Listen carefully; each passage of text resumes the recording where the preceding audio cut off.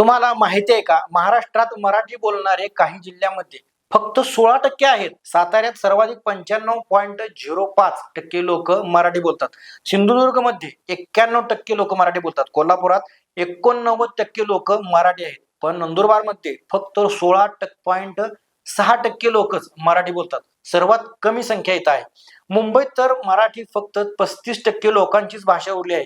तिथं हिंदी 2 नंबरला येते, म्हणजे 24% लोक आहेत आणि गुजराती 11.48% लोक आहेत. असंच जर महाराष्ट्रातील इतर जिल्ह्यात जर पाहायचं झालं तर अहिल्यानगरमध्ये 88.89%, रत्नागिरीमध्ये 88.18%, सांगलीत 85.97%, तर धाराशिवमध्ये 85.42%, हिंगोलीत 83.53%, वर्ध्यात 87.78%. या जिल्ह्यामध्ये मराठी भाषिक मोठ्या प्रमाणात आहे.